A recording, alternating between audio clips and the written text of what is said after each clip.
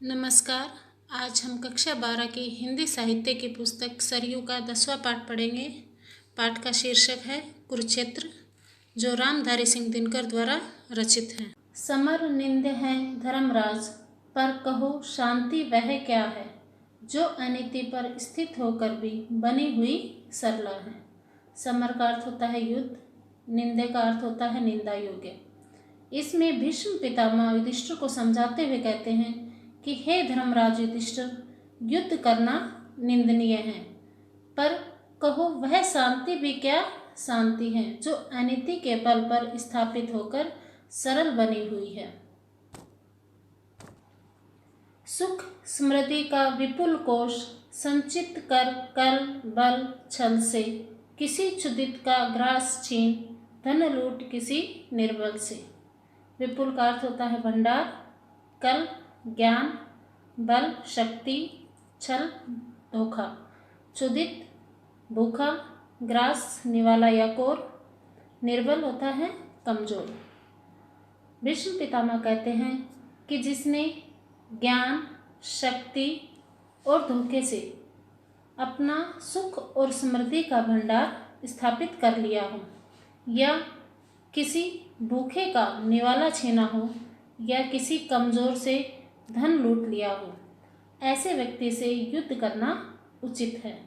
सब समेट प्रहरी बिठलाकर कहती कुछ मत बोलो, शांति सुधा बह रही न इसमें गरल क्रांति का घोलो। प्रहरी का अर्थ होता है पहरेदार, सुधा मीन्स अमृत, गरल मीन्स विष या जहर। भीष्म पितामह युधिष्ठिर से कहते हैं कि जो शांति अनीति से स्थापित की जाती है, वह सब कुछ समेटकर और सभी को अपने पक्ष में कर पहरा बिठलाकर कहती है कि मेरे विरुद्ध कुछ मत बोलो। शांति रूपी अमृत धारा बह रही है, इसमें क्रांति का जहर मत घोलो। हिलो डुलो मत हृदय रक्त अपना मुझको पीने दो, अचल रहे साम्राज्य शांति का जियो और जीने दो। भीष्म पितामह युधिष्ठिर से कहते हैं कि अनीति से स्थापित शांति कहती है कि मुझे अपना रक्त पीने दो, अर्थात मुझे शोषण करने दो और मेरे शोषण का विरोध मत करो। और वह कहती है कि शांति का साम्राज्य बना रहे, जिसमें तुम भी जियो और मुझे भी जीने दो। सच है सत्ता सिमट सिमट जिनके हाथों में आई, शांति भक्त वे साधु पुरुष क्यों चाहें कभी लड़ाई। जिन्होंने अपने हाथों में इधर उधर से छीनकर सत्ता प्राप्त की हो, ऐसे सज्जन पुरुष शांति के भक्त बने रहेंगे और वो कभी युद्ध करना नहीं चाहेंगे। सुख का सम्यक रूप विभाजन जहाँ नीति से न्याय से संभव नहीं, अशांति दबी हो जहाँ खड़ग के भय से। जहाँ पर सुख का समान रूप से विभाजन नीति और न्याय से नहीं हो पाता, वहाँ पर अशांति को दबाने के लिए तलवार के भय का सहारा लिया जाता है। अर्थात जहाँ पर सुख का विभाजन नीति और न्याय से होता है, वहाँ पर अशांति स्वयं दब जाती है। जहाँ पालते हो अनीति पद्धति को सत्ताधारी, जहाँ सूत्रधर हो समाज के अन्यायी अविचारी। पद्धति का अर्थ होता है ढंग या तरीका। सत्ताधारी शासक वर्ग, सूत्रधर नियंत्रण करने वाला, अविचारी विवेक से रहित। जिनके हाथों में सत्ता हो वो ही अनीति का सहारा लेते हों, या समाज का संचालन करने वाले लोग ही अन्यायी और अविचारी हों, वहाँ पर युद्ध करना अनिवार्य हो जाता है। नीति युक्त प्रस्ताव संधि के जहाँ न आदर पाएं, जहाँ सत्य कहने वालों के शीश उतारे जाएं। जहाँ पर संधि का नीति युक्त प्रस्ताव नहीं माना जाता, अर्थात उसका अनादर किया जाता हो, और जहाँ पर सत्य कहने वालों के सिर काट लिए जाएं, वहाँ पर युद्ध ही अंतिम उपाय है। जहाँ खड़ग बल एकमात्र आधार बने शासन का, दबे क्रोध से भभक रहा हो हृदय जहाँ जन जन का। जहाँ शासन चलाने का एकमात्र आधार तलवार हो, वहाँ पर प्रत्येक लोगों के हृदय में क्रोध की अग्नि जलती रहती है, अर्थात वे वहाँ शांति से नहीं रह सकते। सहते सहते ऐ जहाँ मर रहा मनुज का मन हो। समझ का पुरुष अपने को धिक्कार रहा जन जन हो। ऐ का अर्थ होता है अनीति, का पुरुष कायर पुरुष। जहाँ अन्याय और अधर्म के आचरण को सहन करते करते मनुष्य का मन मर गया हो और वह सत्ताधारी के अन्याय का विरोध न कर पाने के कारण अपने आप को कायर पुरुष समझने लगता है और अपने ही जीवन से घृणा करने लगता है। अहंकार के साथ घृणा का जहाँ द्वंद्व हो जारी, ऊपर शांति तलातल में हो छिटक रही चिंगारी। द्वंद्व का अर्थ होता है युद्ध, तलातल एकदम भीतर। भीष्म पितामह कहते हैं कि युद्ध के दो कारण होते हैं, अहंकार और घृणा। लेकिन जहाँ पर ये दोनों स्पष्ट रूप से दिखाई दें, वहाँ ऊपर ऊपर भले ही शांति लगे, लेकिन अंदर ही अंदर विद्रोह की चिंगारी छिटकती रहती है। आगामी विस्फोट काल के मुख पर दमक रहा हो, इंगित में अंगार विवश भावों के चमक रहा हो। इससे उनके चेहरे पर आने वाले युद्ध का विस्फोट चमकता हुआ दिखाई देता है और उनके संकेत एवं चेहरे के भावों से उनकी विवस्था एवं विद्रोह की भावना दिखाई देती है। पढ़कर भी संकेत सजग हो, किंतु न सत्ताधारी।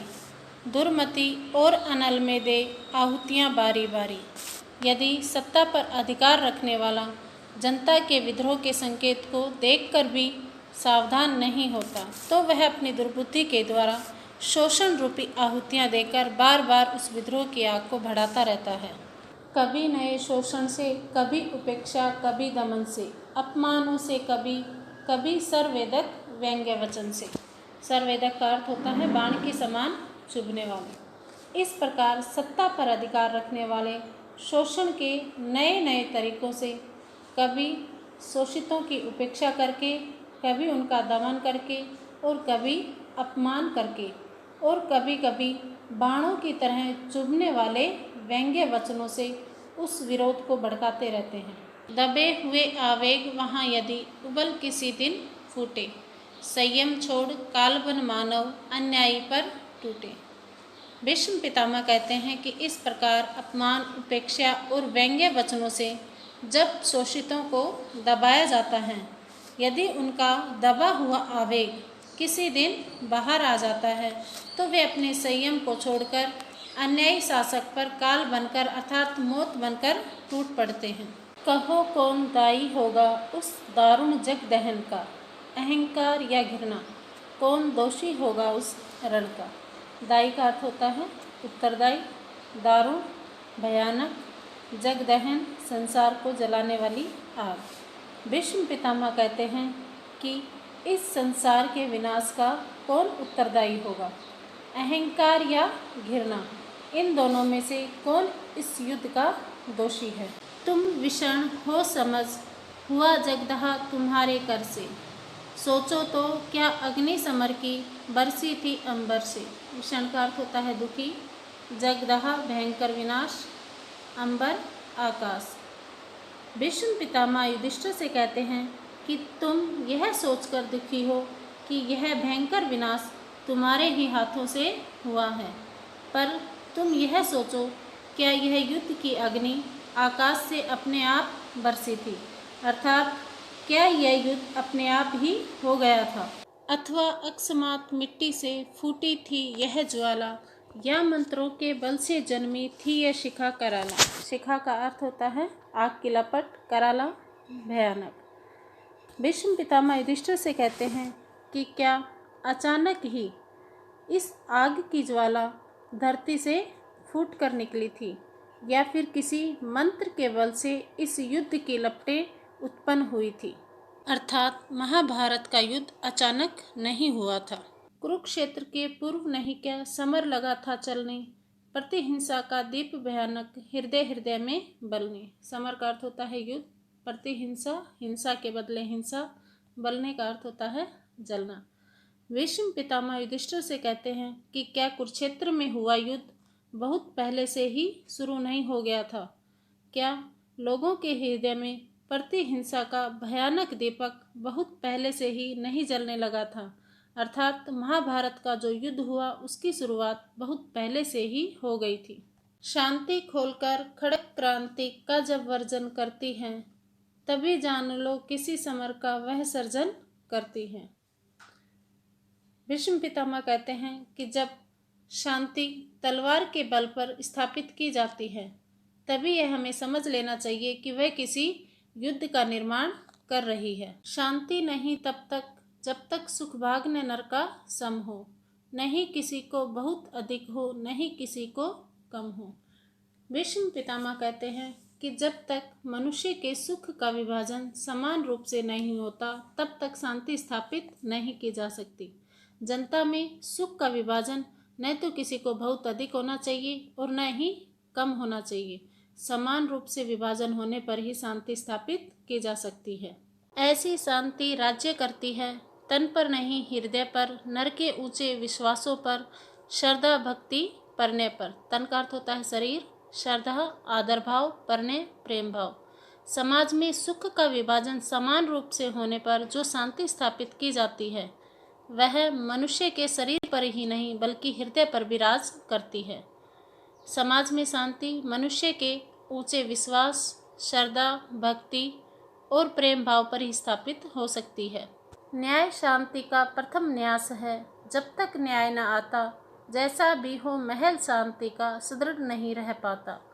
न्यास का अर्थ होता है धरोहर, सुदृढ़ का अर्थ होता है मजबूत। भीष्म पितामह युधिष्ठिर से कहते हैं कि इस धरती पर शांति की स्थापना की प्रथम धरोहर न्याय है। जब तक जनता को उचित न्याय नहीं मिलता है, तब तक शांति का महल मजबूती से खड़ा नहीं रह पाता है। कृत्रिम शांति सशंक आप अपने से ही डरती है, खड़क छोड़ विश्वास किसी का कभी नहीं करती है। कृत्रिम बनावटी, सशंक शंकाग्रसित। बनावटी शांति तो अपने आप से ही शंकाग्रसित होकर भयभीत बनी रहती है। ऐसी बनावटी शांति तलवार के बल पर स्थापित की जाती है तो वह कभी किसी पर विश्वास नहीं करती है। अर्थात बल के द्वारा जनता में शांति की स्थापना नहीं हो सकती। और जिन्हें इस शांति व्यवस्था में सुख भोग सुलभ हैं, उनके लिए शांति ही जीवन सार सिद्धि दुर्लभ है। भीष्म पितामह कहते हैं कि जिन्हें इस शांति की व्यवस्था में सुख भोग आसानी से प्राप्त होते हैं, उनके लिए यह शांति भले ही जीवन का सार हो, किंतु उनको जीवन में सिद्धि मुश्किल से मिल पाती है।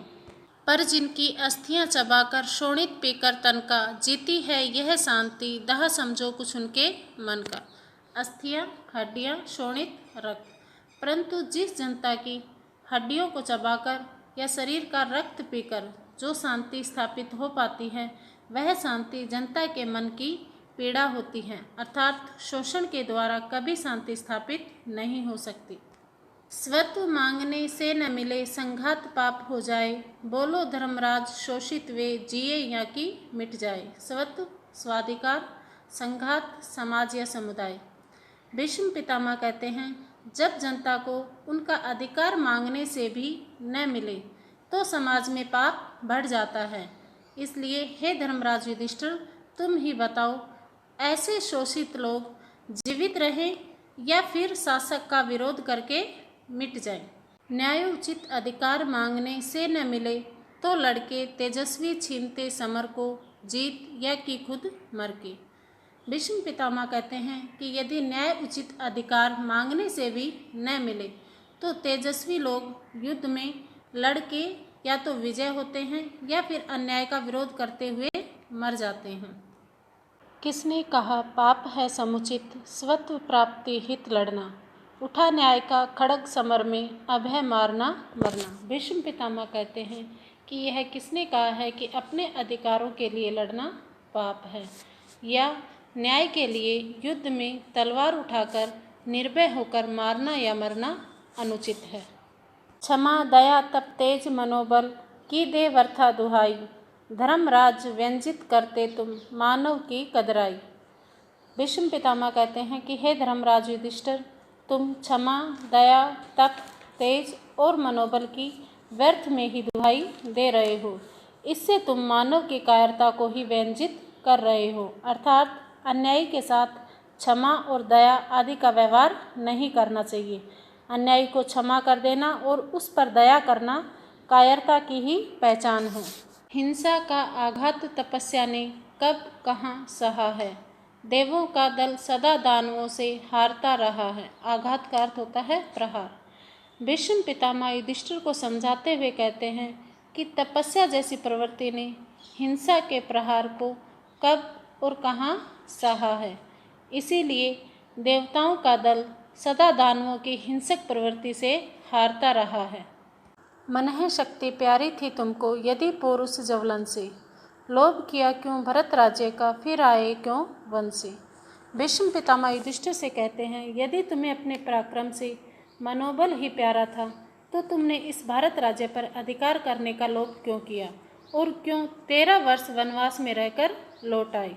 अर्थात भारत राज्य को केवल पराक्रम के द्वारा ही प्राप्त किया जा सकता है। पिया भीम ने विष लाक्षागृह जला हुए वनवासी, केस कर्षिता प्रिया सभा सम्मुख कहलाई दासी। लाक्षागृह लाख का घर, केस कर्षिता बाल पकड़कर घसीटना, प्रिया का अर्थ होता है पत्नी। भीष्म पितामह युधिष्ठिर से कहते हैं कि तुमने सदा शांति का सहारा लिया जबकि दुर्योधन ने अन्याय का सहारा लिया और उसके बुरे आचरण के कारण भीम को विष पिलाया गया। लाक्षागृह में तुम सभी को जलाने का प्रयास किया गया और तुम्हें 13 वर्ष तक वन में रहने के लिए विवश किया गया। तुम्हारी पत्नी द्रौपदी को बाल पकड़कर खींचा गया और भरी सभा के सामने दुर्योधन ने उसे अपनी दासी कहा। क्षमा दया तप त्याग मनोबल सबका लिया सहारा, पर नर व्याघ्र सुयोधन तुमसे कहो कहाँ कब हारा।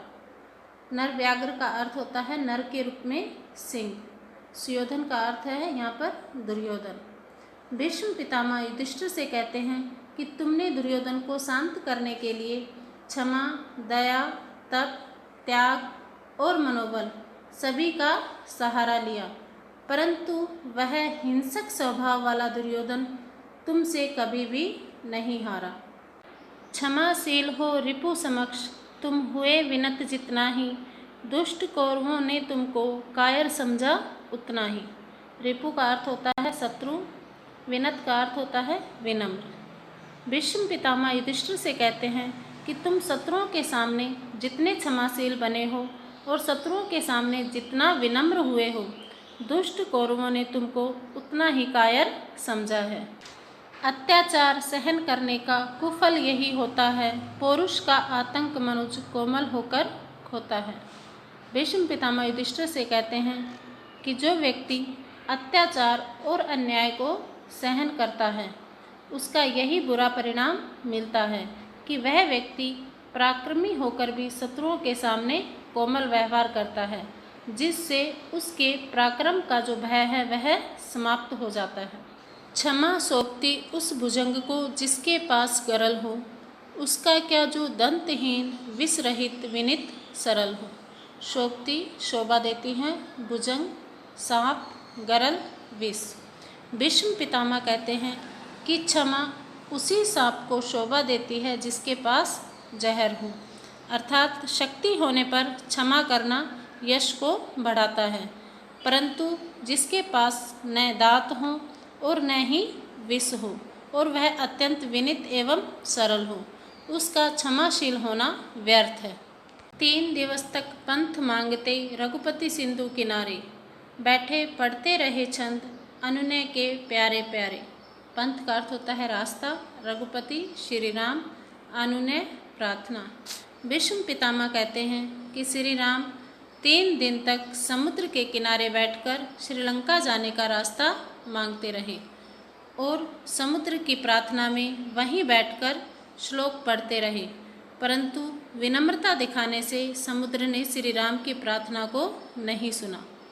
उत्तर में जब एक नाद भी उठा नहीं सागर से, उठी अधीर धधक पौरुष की आग राम के सर से। शर का अर्थ होता है बाण। भीष्म पितामह कहते हैं कि जब श्री राम द्वारा बार बार प्रार्थना करने पर भी समुद्र से उत्तर स्वरूप एक भी शब्द नहीं उठा, तब श्री राम ने अपना पराक्रम दिखाते हुए अपना अग्नि रूपी बाण निकाला। सिंधु देहधर त्राही त्राही करता आ गिरा शरण में, चरण पूज दास्ता ग्रहण की बंधा मूढ़ बंधन में। देह का अर्थ होता है शरीर, त्राही त्राही का अर्थ होता है बचाओ, मूढ़ का अर्थ होता है मूर्ख। तब श्री राम के अग्नि बाण से डरकर सागर शरीर रूप धारण कर बचाओ बचाओ कहता हुआ श्री राम की शरण में आ गिरा और उसने श्री राम के चरणों की पूजा की और उसकी दास्ता को स्वीकार किया। तब मूर्ख समुद्र ने स्वयं ही सेतु बंधन का उपाय बताया। सच पूछो तो शर में ही बसती है दीप्ति विनय की, संधि वचन सम पूज्य उसी का जिसमें शक्ति विजय की। शर का अर्थ होता है बाण, दीप्ति चमक या ज्योति, समपूज्य आदर योग्य। भीष्म पितामह कहते हैं कि सत्य तो यह है कि बाण में ही विनम्रता की ज्योति बसती है और संधि की बातों का वही आदर मिलता है जहाँ पर उसमें विजय प्राप्त करने की शक्ति होती है। सहनशीलता क्षमा दया को तभी पूजता जग है, बल का दर्प चमकता उसके पीछे जब जगमग है। दर्प का अर्थ होता है अभिमान। भीष्म पितामह कहते हैं कि सहनशीलता क्षमा दया आदि को संसार तभी मानता है जब उस व्यक्ति के पीछे शक्ति के अभिमान का प्रकाश जगमगाता रहता है। जहाँ नहीं सामर्थ्य शोध की क्षमा वहाँ निष्फल है, गरल घूट पी जाने का मिस है वाणी का छल है। शोध का अर्थ होता है बदला लेना या प्रतिशोध लेना, गरल जहर, मिस बहाना। भीष्म पितामह कहते हैं कि जिस व्यक्ति में अपने शत्रु से बदला लेने की शक्ति नहीं है उस व्यक्ति का क्षमा करना बेकार है और वह क्षमा करना केवल जहर के घूंट पीने के समान है, अर्थात अपनी कमजोरी छिपाने का एक बहाना है या फिर वाणी का छलावा है।